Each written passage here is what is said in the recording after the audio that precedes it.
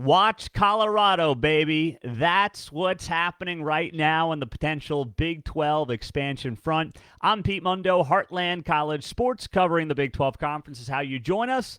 Appreciate you being here, as always, a part of the show. If it's on YouTube, hit that subscribe button. On the podcast, subscribe, leave 5 stars, and, of course, anywhere that you're joining us on Facebook Live as well. Thank you for being here. So, this feels to me like the calm before the storm. NCAA tournament's done. We're sitting here in April. Big 12 TV negotiations, Pac-12 TV negotiations have gone nowhere. It is the calm before the storm. Something's going to happen. I don't know what, I don't know how, and I don't know when.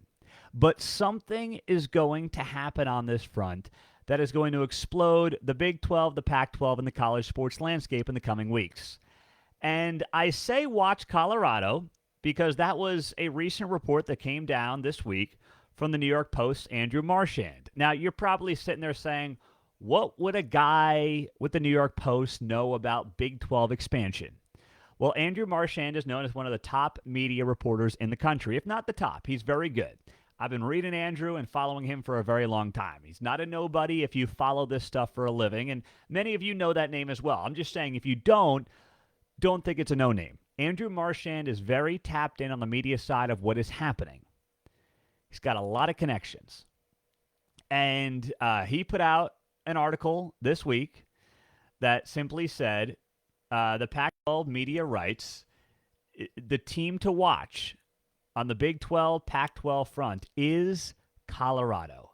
That's the team to watch. And I'm sitting here and I'm reading it and I'm saying to myself, you know what? That has made perfect sense to me for a very long time. It makes all the sense in the world that a team like Colorado will be the one that would eventually bolt because they're worried about what their next is going to look like. It's the same exact thing that happened to them when they went from the Big 12 to the Pac-12. They jumped early. They didn't have to jump early for the Pac-12. Now, Colorado always kind of had its nose in the air a little bit. They thought they were more associated with the West Coast than the Heartland, and they had a chance to jump. They had no partners that they were going to stay safe with, right? That was the deal for Colorado. Remember, back to realignment. Go back over a decade ago. Everybody was pairing off. Who were you going to partner with? The Kansas schools, right? You had the Oklahoma schools. You had Texas Tech.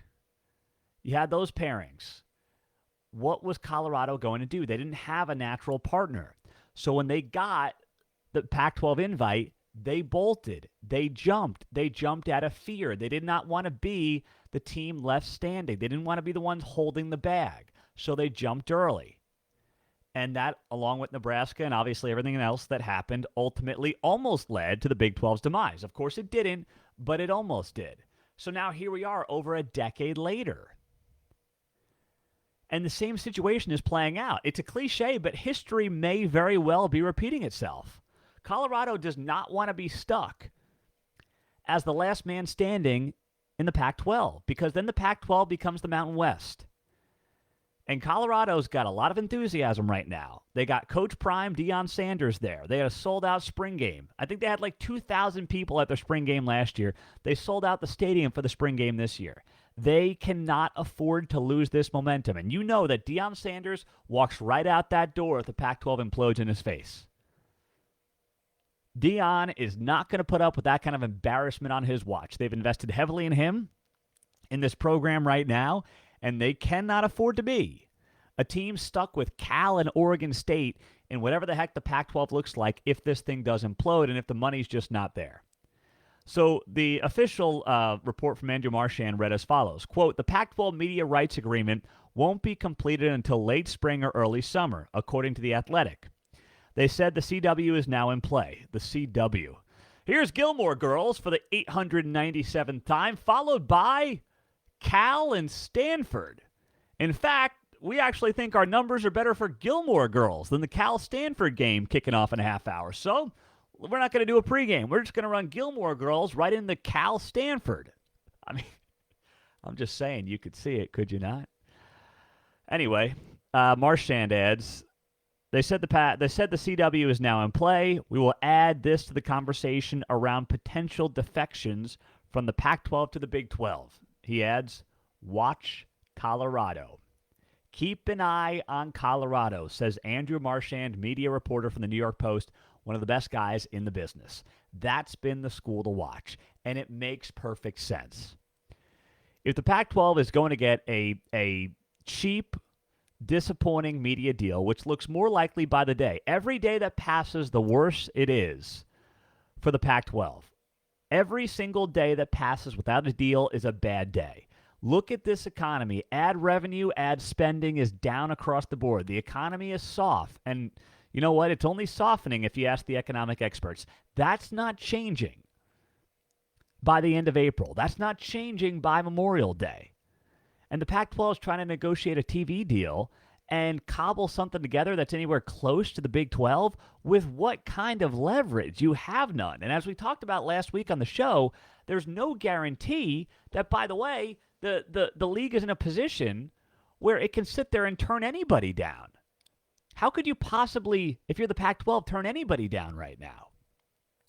At some point, somebody's going to get jitters and jump ship. And once one domino falls in that league, it's over. It is a free-for-all. If one single domino falls, it's over. And for the Big 12, Colorado is a perfect addition. And I have made this argument for months on end about Colorado. It actually brings back a team in a time when college sports is all about creating new rivalries. It brings back a team that many Big 12 fans are going to be familiar with. You know, the old Big 12 North schools will be very familiar with trips to Boulder. Colorado has shown an investment in its sports, especially football with Coach Prime. And I don't know if Deion's going to work. I do know this much. He can recruit. He's going to get guys there. He wouldn't have gone there if he knew he couldn't get guys there. He's going to get dudes there. And if Colorado football's good, that's good for any conference it's associated with. Great place to watch a game. Great college town. I know it's a bunch of, hippie crazies in some respects, but it's a great college town. It's a geographical fit. It was in the Big 12, right? So it is naturally a good fit from that perspective. And the Big 12 brand is a little bit like Live Golf. LIV, Live Golf, whatever you want to call it, where they're going for the edgy. They're going for the different. They're going for the entertainment route. Brett Yormark has made that clear that that's kind of the angle he's trying to take. He's not going to out-SEC the SEC with top-notch football, the history around that league. He's not going to top them on that front. He can be edgier. He can have the personalities. He can do all those things that gives the Big 12 whatever competitive edge it can find. And I know I never believe that you should make a move on a program for expansion based on who the coach is, because the coach could, go away tomorrow. I don't think you typically do that. But I think in this case, if you're Colorado, you make an exception. One, because you know them. They're an old Big 12 foe. You know them. You know what the program's about. You know what the location's about. Very familiar to the Big 12. You tap into the Denver market, which just keeps continuing to grow. And most importantly, it implodes the Pac-12. You get one, and that thing is over. That ship is sailed. That conference is done. You only need one, and then you're going to have the rest of them begging. They're going to be on their hands and knees begging the Big 12 to be that 14th team. That's what's going to happen. If you get just one, that's all it takes. And I hope Colorado's over itself. I hope Colorado is realizing that, you know what, Big 12's a darn good conference. This is not about, what some administrator in the business school thinks is best, because you know what? Money is what talks. Money is talking right now, and these schools, the athletic departments in the Pac-12, if that money ain't coming, they got to figure out what's next. And they've got to look to this thing and say, okay, what do we do from here? Where do we go from here? And that's where the Big 12 has an enormous amount of leverage in this situation. And they should utilize every single ounce of it that they have. And they will utilize every single ounce of it that they have. Because that's what Brett Yormark has done since day one for this league. Every single day, he has put this league and this conference in a better position than it was the day prior. From the TV deal, beating the Pac-12 to the TV deal, to the Rucker Park move a couple of weeks ago in New York City, getting summer camps there. It's going to be a very good scene, very good branding opportunity for this league, to a business development event that they're putting on down in Dallas Fort Worth in a few weeks. They are lining everything up just like you would want them to line it up. And it is brilliant from a business, from a strategy, from a conference expansion perspective. And I don't just mean conference expansion perspective from the teams.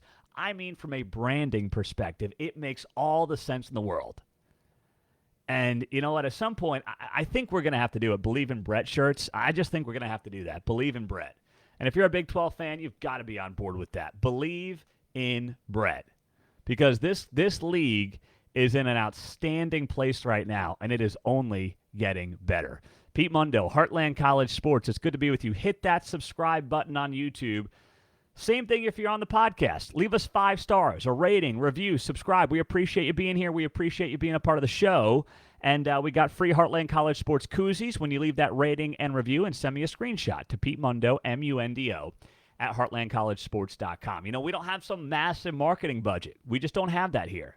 But we have built this thing into the number one Big 12 podcast out there. We are reaching millions of Big 12 fans every month between our website, our audio content, our video content. So thank you, and you're playing a role in that. So if you can leave us a quick rating and a review on the podcast, or, of course, subscribe on YouTube, share the video, every single one of those helps. So thank you for that.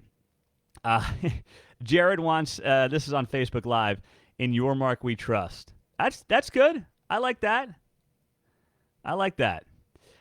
Jim, Deion Sanders and Colorado are not going to want to be in a conference with minimum TV exposure. That would not be very prime time. I see what you did there, Jim. That's exactly right. Deion didn't go to Boulder to be sitting on Apple TV Plus on a Tuesday night taking on, the Washington State Cougars. Better off staying at, where was he, Jackson State? That's very well done there, Jim. I agree with that. It would not be prime time. Jared writes, where is this one here? Steve, I think the first to bolt, if it happens, is Colorado or Arizona. I agree. I could very much see that happening. So, speaking of all this news, here's something else that came out for the Pac-12 today. This is just bizarre. Very bizarre. Here's the news from John Wilner, one of the Pac-12 media lackeys. MercuryNews.com is who he officially is employed by. Unofficially gets kickbacks from George Kliakov. I'm kidding about that, but maybe not. Okay, Pac-12 Deputy Commissioner. Here's the story. Pac-12 Deputy Commissioner Jamie Zaninovich is leaving the conference this week after 9 years. He is becoming the managing director at Trail Runner International, a global strategic communications firm. Zaninovich doubles as the Pac-12's chief operating officer and has worked closely with Commissioner George Kliakov on the media rights negotiations. I love how they say that. He's worked closely on the media rights negotiations. You mean the media rights negotiations that have been a colossal failure? Anyway, Friday will be his last day. However, his first consulting project at Trail Runner, you're not going to believe this, will be to advise the Pac-12 on the media negotiations, expansion, and basketball strategy. In his new role, Zaninovich will help Trail Runner grow its sports business operation. The company is based in Dallas-Fort Worth, but has offices across the country and in Shanghai. Okay, so you've got a guy who has completely failed in trying to get the Pac-12 a TV deal. And he's now going to basically be on the other side of the negotiation. I mean, not the other side of the table, but he's going to be advising the Pac-12 alongside Commissioner George Kliakov, but they're not going to be sitting on the same team necessarily. This guy, Zaninovich, is going to lead the Pac-12 as the COO, and he's going to be advising the Pac-12 on what to do with its media rights negotiations. Does that make you feel like a conference that's in a thriving place right now? Does that make you feel, looking from the outside, which we all are, does that make you feel like this is a league that is trending in an upward direction when the COO leaves, basically hedges his bets and says, sure, I'll keep negotiating with you, George. I'll continue negotiating on behalf of the Pac-12. But just in case this thing implodes, I'm going to go to the consulting side of this, and I'm going to, take a flyer over there. Does that sound to you like a conference that is in a great place from the standpoint of health. Like there's a lot of confidence in that room right now in the future of this league. No, it doesn't. If your COO leaves, but then says, I'll still help you out, that is really bad. Think about it from your business, right? If your business is kind of on shaky footing, and one of your right-hand mans or women, if one of your right-hand men or women say to you, hey, you know what? I'll keep helping you with this big project, but I'm going to work for somebody else who could cut my check, who might be, just in case this thing doesn't work out, I got kind of an off-ramp here. That's what it sounds a lot like to me. If the president loses as Secretary of State after a big foreign policy debacle, that's a bad look for the White House. Same exact thing here, just with a sports media analogy to it. This is a horrible look for the Pac-12. It didn't get any attention, by the way. No one's really written about this outside of Wilner. No one's really talked about this outside of Wilner. But if you want another, just a little kernel here, a little sign, something to latch onto, something to talk about, something to dig into, that's it. And it is bad news top to bottom for this league. There's no doubt about it. It's bad news for this league. It's bad news for the future of this league. The Big 12's sitting pretty. The Big 12's sitting in the driver's seat right now. And nobody else can make that case when it comes to these two conferences and where they stand. It is a good day for the Big 12. It's been a very good run for the Big 12. It is a very good day for the Big 12 in terms of what they're doing, where this thing stands, and what the future is right now. Now, elsewhere around the Big 12, just some news and notes. Transfer portal is going crazy, just absolutely crazy. We're keeping track of it, of course, on the site. And if you haven't, if you got to catch up on any of that, it's all up at heartlandcollegesports.com. But it's going bonkers right now. On the basketball side, though, TJ Otzelberger has gotten a 2-year contract extension with Iowa State. Now, this is not surprising. He's done well in the regular season. Of course, last year was much better in the postseason. This year was a total flameout. That Pitt game, still, if you're an Iowa State fan, should give you some nightmares. I mean, it was, that was bad. Really, really bad. But he gets a 2-year extension, staying Ames through 2028, 2029. No issues with that whatsoever. Because if you don't keep those extensions going, what happens is suddenly recruits can read into it. Oh, is TJ on some thin ice going into year 3? What's going on there? You can recruit against it. You hate to have to pay a guy out 5 years of a contract, but it's not entirely unusual. It's not like this never happens. It happens all the time. And overall, 2 straight tournament appearances. Otzelberger signed the highest-rated recruiting class in program history. They're in a very good place right now. And Jamie Pollard, right up there with the best ADs in the country, he knows what he's doing on this front. He understands what he's doing on this front. So I have complete faith in Jamie Pollard, doing what's right, getting them on board for a couple more years, keeping that stability in place, and saying, you know what, this year didn't end like anybody would have hoped. But let's not forget the Caleb Grill debacle. Who knows? If that thing doesn't happen the way it did, who knows how that changes this season for Iowa State. Let's put it this way.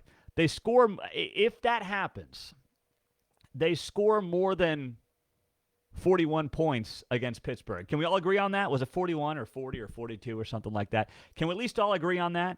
That they are in a much better place with Caleb Grill, and if that season doesn't end for him and that team like it did, I'm just throwing that out there. So I'm okay with it. I have no qualms with that whatsoever, and I think that Iowa State fans should feel very good about where the basketball program is, about, of course, where the football program is, even coming off a 1-8 season in conference play with Matt Campbell. You would not trade Matt Campbell for anybody right now. Anybody realistic. You might trade him for Nick Saban for a couple of years, but anybody realistic, you're not trading Matt Campbell for anybody. And you'd be crazy to do that. So this is a good move for Iowa State. It makes sense. And all in all, this conference in basketball is just an absolute grind. Absolute grind. And that's what we learned, once again, out of how this NCAA tournament went this year. It's tough. It didn't go like we all wanted it to go, but man, oh man, this league, top to bottom, is the best league in the country on the hardwood. No doubt about that. I'm Pete Mundo. Thanks for being here. Subscribe on YouTube. Can't thank you enough for doing that. Podcast as well. You know what to do. You help us. That's our organic marketing. All these like crazy algorithms that YouTube and iTunes and all these places, Spotify have, you help. You help. Every single one of you for the years we've been at it have helped, and we appreciate those of you who are new and will continue to help. So thank you, thank you, thank you. Have a great rest of your day. We'll talk to you soon. I'm Pete Mundo. Check us out much more at heartlandcollegesports.com and sign up for the free message boards. We'll talk to you soon. Take care.